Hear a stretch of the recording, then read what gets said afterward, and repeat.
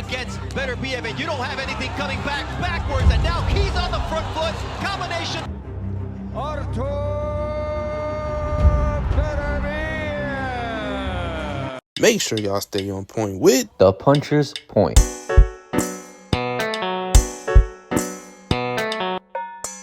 What is good, y'all? Welcome back to The Puncher's Point. In the red corner is back with us again. Now, this is part 3 of the Puncher's Point in the red corner collaboration. This will be the last part as far as right now. You know, who knows what will happen in the future, but as far as right now, this will be the last part on the Puncher's Points channels. However, you could also see potentially a part 4. It will be a part 4, but you will be able to see that on in the red corners channel as well. But overall, let's get straight into this topic. We talked about Kid Floyd versus Shakur. We talked about Dubois versus Parker. Main event, Beterbiev versus Bivol 2. Arguably the fight of the year last year. Arguably. I mean, they had an amazing fight. You know, it lived up to all the expectations that a lot of us had. Close result. A controversial result. Obviously, the opinions were mixed in the boxing world. Some people felt like Bivol's accuracy should have gotten the fight. A lot of other people thought that Beterbiev's power should have got him that fight, and it was well deserved. But overall, they're about to run it back, and I believe this is a fight that needed to be running back. Either way you look at it, because both guys got unfinished business. I'm sure Bivol doesn't like that one loss on his record, and I'm sure Beterbiev doesn't like the fact that he no longer has a 100% knockout rate. So, with that being said, let's get straight into the breakdown. We're going to start off with Beterbiev, and I'm going to pass it on to Ty because Ty wasn't here for the last episode we did with Dubois and Parker. So I'm going to start it off with Ty. Ty, give me your strengths and your weaknesses for Artur Beterbiev going into this fight. Strengths from Beterbiev, I would say, is his aggression. He's always very aggressive. He wasn't that much in that fight, but sometimes he was, but that's his pros right there. But his cons is his defense. His biggest problem with his defense is when he throws his jab. If for some reason he doesn't let his he doesn't put his guard up right away. So that leaves a lot of openings for some good, like either a good hook or a good overhand right. So I would agree with that. For one of the weaknesses I also had with Beterbiev, I also had he was able to. I feel like the stance is pretty wide for him, as you could say. And on top of that, I feel like if you can find a fighter like Bivol, who's very quick, who has a lot of quick punches, good footwork, that's a guy who can give Beterbiev a lot of trouble. And it was funny because before this fight, we didn't see Beterbiev go up against a guy like that. But overall, before I go on, I can go on and on about the strengths and the weaknesses of Beterbiev, but I want to pass it on to Ricky. Ricky, give me your strengths and your weaknesses for Artur Beterbiev. Okay, so I'm gonna start with the strength, and of course, we all know one of his major strengths would be his power. That's what got him all the way to where he's at now. Another strength I would say for him is his energy, because again, when he's able to keep up whatever pace of Bivol was able to, try to maintain even in the early rounds and also in the later rounds. Because in the first fight, Bivol didn't have that much energy to maintain. I feel that's why he was losing a lot of the later rounds. His weaknesses, the only weakness I can say that Beterbiev has is that he gave Bivol too much respect. At times where I felt like he pressed on the gas, he did not do it. And also the lack of combinations.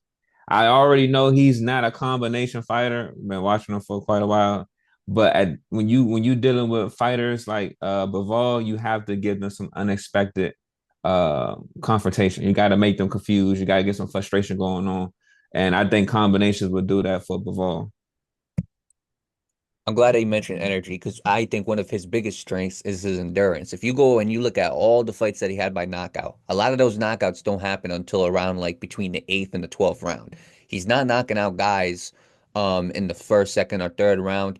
He's that type of guy. I always said it, and I've said it many times on this podcast as well. Beterbiev is that type of guy that wants to torture you. He wants to punish you. If he has you hurt in the first, he might not knock you out into the 8th. He wants to hurt you as worse as he possibly can before getting you out of there. And that works with a lot of opponents. But I believe that when you're fighting another special opponent like Bivol, I feel like there's times where you have to take those openings. Now, if he goes into this fight with that same game plan that he's had with all these other guys, just torture them as much as possible, I don't think he's going to get Bivol out of there. I believe this is going to be a fight he's going to have to get him out early. However, also with his strengths, obviously his power, he's got power in both of his hands, but The thing is with Beterbiev, what I really like his straight hands. I really like the straights that he throws. The straights, I feel like, is what gets him into that inside and what makes him a very versatile fighter. I think it all starts with the straights, whether it's a left or a right.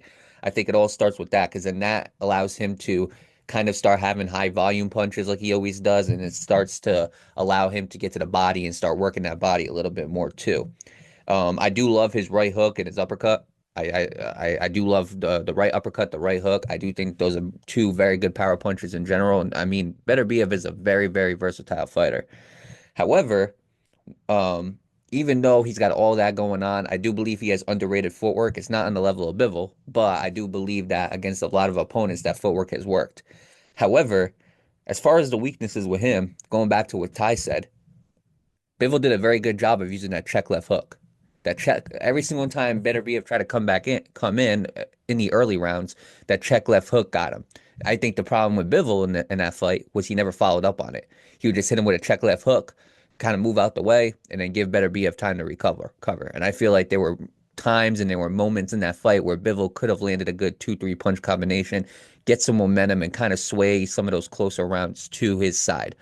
But overall, that check left hook, he has a wide stance and his guard is kind of open. So it gives opponents a lot of room to hit that jab and to use their straights to kind of go to the body because he has such a wide stance and because he has such a big target on him. But with that being said, enough talking about Beterbiev. We got to go straight to Bivol. Now, as far as what I've been told, Ty is a very big Bivol fan and Ricky is a very very big Beterbiev fan. So before they get into their arguments and their closing arguments as far as if this was a core on why one is going to win, let's get straight to Bivol. Ty, I'm gonna start it off with you. Strengths and weaknesses for Dmitry Bivol. Well, my strengths, well, he has a lot of strengths, so it's hard to just to name a couple. I start to say a couple of them. I would say his defense, of course. He has one of the top defenses in boxing, and also his precision.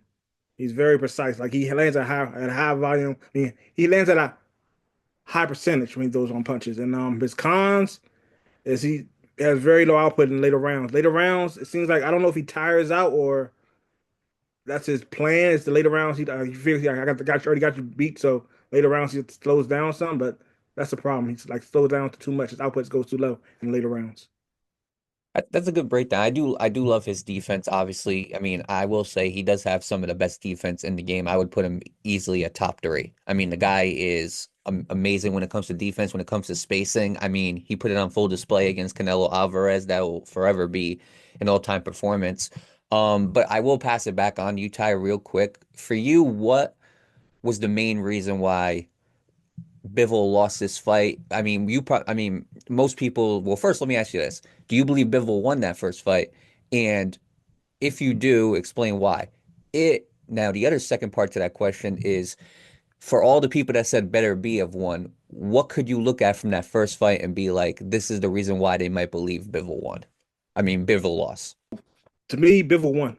To me, Bivol controlled most of the fight. Yeah, like didn't control the fight in later rounds, but in the beginning of the rounds, most of the fight, he controlled the fight. He kept the pace up. You had, of course, Beterbiev had some times where he like threw like some punches at the end of the rounds or between the rounds, but majority of the rounds, Bivol won the fight.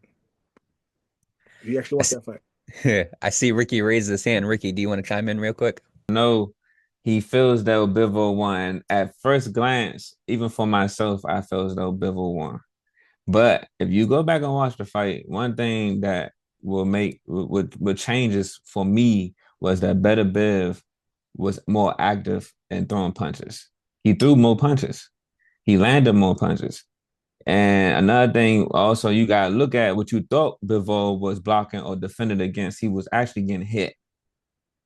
Beterbiev was punching straight through the guard. That's how strong he is. He's actually getting hit with the punches. So I understand because Bivol looks like poetry in motion. I said that several times. He can definitely deliver a good fight, but he gasses out in them later rounds, and that's what caused him the first fight. I agree. From what I looked at it, I would have gave I can't remember what my initial decision was. Maybe draw. I think I might have had that as a draw. I had it so tight, but the problem was there were so many close rounds. There were so many close rounds where it could have swayed either or. And I feel like those close rounds, if you're looking at it at first glance, it's all about how you view them. Now, as far as Bivol, what I really love about Bivol, is I really love his footwork. I love how he's able to create that space. He's got a very good 1-2 combo. He's got a very, very good jab, and he can fight on the inside and the outside. That's what I will say about Bivol. He's very versatile, and he can go to the inside, he can mess you up, he can go to the outside, and he can counterpunch you. He's very good at all of that. Now, as far as some of the weaknesses that he has, I feel like there are times with Bivol that aggressors can kind of push him. I saw times where Beterbiev, once he started getting active, he starts backing him up. Now, Bivol's good fighting off of his back foot when he chooses to fight off his back foot. When somebody is pushing him on his back foot, that's when you start seeing a different Bivol right there. And that's when you start seeing him kind of going up against those ropes. And if you are a fighter that relies solely on movement, the last place that you want to be is the ropes. That is the last place that you want to be. I don't care who you are. Floyd Mayweather, great at defense. You got him up against those ropes, it was a completely different fighter. So when he gets pushed, when you can find an opponent that can push him up against those ropes, and a guy that can push him back and kind of take that aggression, or kind of take that aggressor role from him, I think that's when you start seeing some of the weaknesses with Bivol. That, and I believe sometimes he gets a little too greedy on the inside. I believe that in this fight with Beterbiev, there were times where he would go to the inside, but also you give Beterbiev so many chances to land those counter punches on you. As long it wasn't the same fight that he had with Canelo. When he was fighting Canelo, it was 3, 4 punches on the inside, and I'm gonna slip out. Canelo wanted him to come forward. He's like, I'm not doing all that. You're gonna come to me, and we're gonna have this fight the way I want to have it. With Beterbiev, I feel like there were times where he felt like he had to push the action, and it's arguable because if the first fight, if in some rounds, if you were fighting your fight, and in the other rounds you weren't, and even though it was as close as it was, they give it to Beterbiev, he might feel obligated to even put more pressure on Beterbiev this time, which could also hurt him because you're spending more time on the inside. However, with Bivol, I believe that as if he fights the same way that he did with Canelo, just 3, 4 punch combinations and then backs out, I believe that he could easily get this fight. But it's all about not letting Beterbiev push you against those ropes, and that right there is the hard part. Now, obviously, Ricky, he stated his case as to why Beterbiev won that fight, but overall, we haven't gotten Ricky's biggest strengths and weaknesses for Bivol, so I'm gonna pass it on to you, Ricky. So I'm gonna start for Bivol. I'm gonna start with his strengths. One of them, of course, we all agree, his footwork. He has great footwork, and that was great for him to last all 12 rounds in the first fight. His jab, everything behind the jab with him, and I love it. It's definitely, I love how he uses the jab to set up. I love how he's able to react when he throw the jab in the right. Um, it just is beautiful. Another thing, his angles when he decides to shoot, that is great when it comes against fighting Beterbiev, because a lot of the angles he was taking caught Beterbiev off guard. Um, the weakness, I would say, for this fight against Beterbiev from the first fight, the distance. I don't think he kept a good enough distance. He allowed Beterbiev too much in his space. Also, I felt that a lot of times, especially in later rounds, when he chose to have a dog fight or a dog exchange, he exchanged for too long. When you fighting Beterbiev, you gotta get in and out, and that's the reason why he came in with a high guard, and because I'm pretty sure he was hurting. Another thing, I will agree with Ty. He does gas out in the later rounds. That's another weakness that he has to figure that out. And I think, if I'm not mistaken, I want to say the reason why he gassed out in the later rounds is because the little bit of body work that Beterbiev did. He did a lot of straight jabs to the body. Because again, Bivol was in a high guard, so that leaves the body open. So that's probably what led up to him being gassed out in the later rounds. And overall, I mean, in a lot of Bivol's previous fights, he's always looked good as far as endurance, as far as stamina. But when you're going up against somebody like Beterbiev, it's a whole different story. You're going to have to have a lot more action. You're going to have to do a lot more movement with Bivol. In my opinion, I believe the movement is what really got him, because Bivol's always great at movement. He's always good at backing in and out. But the problem is when you have a guy who's also going to force you to move back, and a guy who's also going to start landing some punches to the body, going to start putting that pressure on you. That's when your endurance starts slowing down a little bit more, when you don't always have full control of that fight. So to me, I feel like that might be a big reason as well as to why Bivol was gassing out. Now, before we get to the keys to victory, since we were talking about since we were talking about the fight and overall accuracy versus power and all that, I did want to read some of the stats. Now, again, y'all know how I feel about punch stats. I feel like some of them could be pretty BS, in my opinion. I feel like I don't know how they determine who landed what. I don't know if it's an eye test or they got a machine. I'm not sure. But overall, I'm gonna read the stats right now. So Beterbiev, he landed 137 out of 682. That's 20% accuracy. Bivol landed 141 out of 417. That was 34% accuracy. As far as power punches, Bivol landed 50% of his power punches. Beterbiev landed 29% of them. And then as far as Bivol jabs, Bivol landed 58 jabs compared to Beterbiev's 47. So the question is, if every single stat just points straight to Bivol, all right? The question was, how did Beterbiev win this fight? And the truth is, this is honestly the truth as to why a lot of Beterbiev fans believe he won. Because every single 2 or 3 punches that Bivol would land, just one punch by Beterbiev would have equaled all 3. And that's the truth. There was not any punches that you could look at Bivol. There were times where he kind of like had Beterbiev, he kind of caught Beterbiev a little bit, but there was never a time you could point to in this fight where you could look at and be like, Beterbiev hurt him. There wasn't one. Now, if you go and look at that fight, go look at Bivol's face, you can tell that those 137 punches that landed on Bivol, you could tell they took an effect. I mean, you could just look at his face and see it. So overall, it's the whole argument of accuracy versus power. The whole eye test, as far as the stats, that all points to Bivol. But if you're looking at the aggression, the pace, and all that, that pointed right to Beterbiev. So I'm gonna point this back out to Ty. Ty, in order for Bivol to prevent the same result in happening again, what does Bivol need to do to win this fight? And overall, what does Beterbiev need to do to win this fight or have a more decisive win than he did the last time?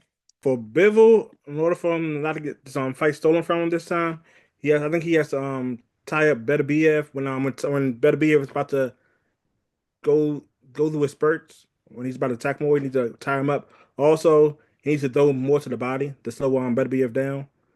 And also like I said, for when the Beterbiev defense, he needs to look for more openness when Beterbiev throws that jab. He needs to look to throw that either the right hook or the right overhand. And also you got to keep keep Bivol keep Beterbiev from getting you on the ropes. Now for Beterbiev, I think he needs to keep Bivol on his back foot. He needs to work on the body more. He did have some punches to the body, but I don't think he worked on the body enough. Because I think if he worked to the body more, he could have completely slowed him down. I think he could have won that fight if he'd have been to the body more. If you see how Bivol got tired in the later rounds, he also needs to start do some feints. He wasn't really feinting in that fight. He just when Bivol would throw punches, he would just stand there and wait. So I think he needs to do some feints and also keep Bivol back on the ropes. That's the only way I can see him winning this fight. Glad you mentioned the body punches because that was one of them that I had for Bivol. Throw those body punches, land those body punches because you're gonna have to tire somebody out like Beterbiev, and it's right there. It's an easy target to hit. I mean, he's got a wide stance. I do believe that the body punches is gonna be a big factor. And then as far as Beterbiev, I mean, it's the same thing. I mean, it's gonna be tougher for Beterbiev to land those body punches on Bivol, obviously because he's a lot more quicker, obviously because he's better with space. But overall, if he can start landing those body punches, if he can have a lot of good success when he comes into the inside landing body punches, that could also tire Bivol out even more than what he was getting tired out the first fight. But Ricky, I'm gonna pass it on to you. The keys to victory for both Beterbiev and Bivol. Bivol, keys to victory for him. He definitely had to work on the in and out game because he was getting caught, and one time he got caught that you could tell. Well, a couple of times he got caught, and you could tell it hurt him because he wasn't engaging enough. Another thing he has to learn: do not take the bait. He can't take the bait that Beterbiev be setting the traps out there for him. That's why he need to work on his distance in and out because I'm pretty sure you guys seen or there was times that Beterbiev stepped on his foot and trying to force him to exchange with him. That's why I say he need to work on the distance with Beterbiev. Another thing, continue to keep everything behind the jab. There was nothing wrong with that. Nothing wrong with that. And more power body shots, not just hitting the body. He needs power body shots, accurate counters to the body. That's what he needs in order to slow Beterbiev down, because Beterbiev is going to keep coming. And I'm pretty sure he felt that way when he hit him flesh and he still just kept walking through it. Key to victory for Beterbiev, intense pressure. I think he only needs 2 rounds of intense pressure to close out this fight. So that's why he has to not give him too much respect, because as the first fight, I'm pretty sure they already have a pain tolerance to each other now. So if Beterbiev can just walk through them punches like he was at first and just focus on landing, I think he would come out on top. Another thing for Beterbiev is punch volume. He has to keep throwing. He has to stay active. He has to make Bivol worry about getting hit. And another thing for Beterbiev that can also work in his favor, because Bivol is so agile, is body work. Body work. I did not see enough of that in this fight, the first fight, and I was kind of shocking because Beterbiev he definitely wears out the body, and it was kind of shocking this fight. I want to say that's why Bivol made this fight. Him and Bivol in this fight was beautiful because they both was worried about each other. They about each other's strengths. So Beterbiev was worried about Bivol footwork, his accuracy, and Bivol was worried about getting hit we get hit one too many times. So those are my keys to victory, and Beterbiev gotta win this one. I do like how you mentioned how he can't take the bait, because Bivol also said in an interview that he said hitting Beterbiev is like a wall. He said, he said, a lot of guys try to break that wall. He said, I'm not trying to break the wall. He said, I'm just trying to land on it. He goes, I'm trying to target that wall. He said, and because the problem is when a lot of people try to break that wall, they fall into the bait. They fall into the trap. That's exactly what he said. So I already know that he's going to come in there trying to rely on accuracy more than anything. As far as the keys for Beterbiev, I would say use your jab to push Bivol back. If you can push Bivol, do the same exact thing. Use your jab to push him back. Make Bivol keep relying on that back foot. Make Bivol keep backing up. Get him on those ropes. Cut the ring.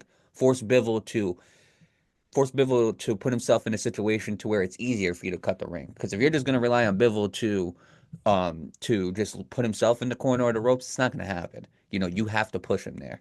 The other thing I had for Beterbiev, make him engage inside. Do something to force Bivol to come into the inside again and feel like he has an opportunity to win. And when he goes into the inside, that's when you take advantage of him. Now, I will say the 2 times that Beterbiev has been knocked down has been on the inside. So I do feel like there are some times where he kind of gets sloppy or his footwork gets a little sloppy on the inside, and it allows opponents to take advantage and land an easy counter to knock him down. So I don't think you should be doing that. But at the same time, allow Bivol to come into the inside and try to get some free shots on him. And last but not least, stay in front of him the whole time. If Bivol moves to the left, you move to the left. If he moves to the right, you move to the right. Be a mirror. Wherever Bivol moves, you move with him. Make sure that you are constantly in his face, and it's constantly just you and him mirroring each other. Let him know anywhere you go, I'm going to cut that ring off, and I'm going to be right in front of you. Now, as far as Bivol, use your footwork. I think that's the first thing. 2-3 punch combinations, and then slip back and slip out. I would also say use your left check hook. Any single time Beterbiev tries to counter, left check hook. Get him right there. And then last but not least, use your front hand to control the range. If I'm Bivol, I'm doing this the entire time. I'm putting my hand right here in your face. Beterbiev loves to do this thing where he has his wide stance and he drops low when he comes back up, trying to get you to open up. I don't care if he drops low, high. I don't care where he goes. This hand is gonna constantly be in his face. I don't care what you do. I'll put that. If I'm Bivol, put that glove on his face itself. Blind him. Make sure that wherever he goes, you're like, see this hand? It's going to be right in your face the entire single time. You're going to have to get around it. So I dare you to knock my hand out, because the second you do, I'm going to counterpunch you.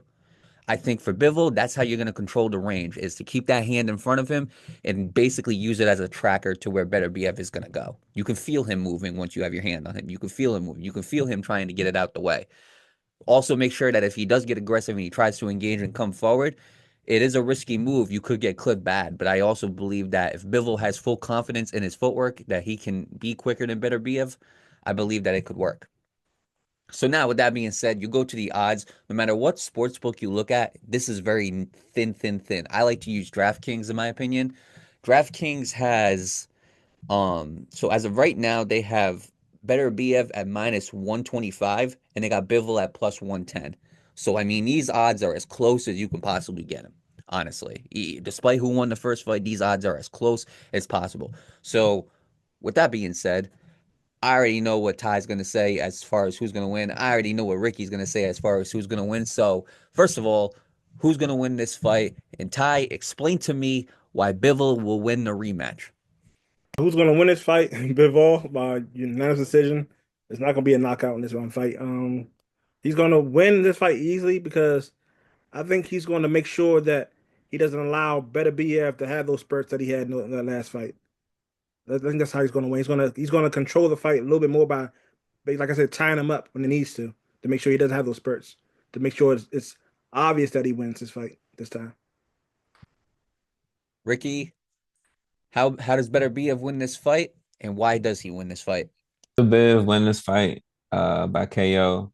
And what I see is that Bivol is going to try to get too aggressive. He's just going to overexert himself. And that's when he's going to get whooped. And I think that's going to be, my sleep number is going to be between 7 and 8. Because Bivol cannot go. I know Ty's saying he should tie him up. Bivol will not go for the tie up because that's leaving his body open. And then Beterbiev is going, well, I'm out there. He's going to lean that weight on him. We're talking about light heavyweight, and I want to say Beterbiev. I don't know what the stat is between who's heavier or whatever, but Beterbiev, we already know he's the strongest. He's going to lean on him. He's going to He's going to tie out Bivol, and Bivol cannot keep tying him up because one thing about it, he's stronger than him. Them ties is too lethal. That's why it wasn't done in the first fight. So, Beterbiev, KO between 7 and 8 because Bivol is definitely going to get too aggressive and he's going to get caught. 7 or 8? Which one seems like a better nap? Overall, I'm gonna say 8. I'm gonna say 8. Okay. 7 is going to be the intro to the knockout for 8. I got Beterbiev by, I want to say majority. I don't think it's going to be majority. I got Beterbiev by UD. Not like a dominant UD. It's going to be like 115, 113. I think it's going to be the same exact fight as last time. Beterbiev, he said that this wasn't his best self. I'm going to be honest with you. The reason why it wasn't his best is because Bivol is levels above all the opponents that he has faced. And the reason why Bivol couldn't control the fight like he did with everybody else is because Beterbiev, as far as the skill at light heavyweight, for all you people who want to say Canelo's better, at light heavyweight, he is better skillfully than everybody else that Bivol fought. So I believe that these two are always going to be each other's toughest fights. And plus, I also believe that in boxing, there's a lot of politics that go on. I believe that these judges already have it in their mind because Beterbiev is already the champion and because they're moving on to another guy in Benavidez. I also believe that they're going to have those politics in mind to say, if it's not a dominant round by Bivol, we're going to give it to Beterbiev. I truly believe they already have that in their mind. And it's not that Bivol can't win, but Bivol's going to have a Canelo performance to beat him, in my opinion. So I'm going to go with Beterbiev, unanimous decision. Ricky, you got something to add? Thing I wanted to say too, just leading on what you were saying, you absolutely right. Most fights in boxing, if it's a close fight, the popular person is going to win. And Bivol is in no shape to have close fights, but he don't have he don't have enough power to not make it a close fight. So I think I'm agreeing with you. It would be nice to see if Bivol could win this one and have a trilogy. I would like to see a trilogy, to be honest. But Beterbiev definitely took notes, learned from mistakes. The best thing is for Bivol to stick and move and get out of there. You have to beat the champ decisively. Ty, you got any final thoughts before we wrap up this episode? Both of y'all are loafing. Ain't no way Beterbiev winning this fight. If you go with politics, I think that Bivol wins because they're gonna make sure it's a fight 3 anyway. But Bivol's gonna win the fight regardless, so it don't matter. happens with Benavidez? He's got to wait more. They're not going to let him wait. They're going to want him right back into that action, right into that title picture. I mean, look, overall, if we're talking about skill, I still see it. I just see it being the same fight. I just think that Bivol's a warrior. In my opinion, Beterbiev will not. I don't think he can knock out Bivol. Bivol, unless he lands a nice lucky punch on him, I don't think he can knock him out. Bivol's just a warrior. I mean, the guy proved it. He is that type of guy that could go the distance with Beterbiev and give him a fight while going the distance. But I just feel like in this case, once you already have a champion, and I would like to see the third. And don't get me wrong, the third fight would definitely produce. It would definitely do a lot of ratings. But I feel like they already have Benavidez in mind. Like they already got the next step for him. He won. He beat Morrell. Let's move him on to Undisputed. I already believe that they have that in mind, and they don't want to wait. So I do believe. And Turkey did say that if these two fought and Bivol did win, they were going to have a trilogy, which just keeps prolonging Benavidez in general. I'm just looking at the politics of it. The politics, I think, got a huge part of this fight. And overall, okay, before I pass it back on to Ricky, please don't bring that AI judge back. Okay, that AI judge was horrible. All right, I don't know who programmed it, but whoever did, they need to like send that piece of scrap junk to like Elon Musk or something, because that thing was dog water.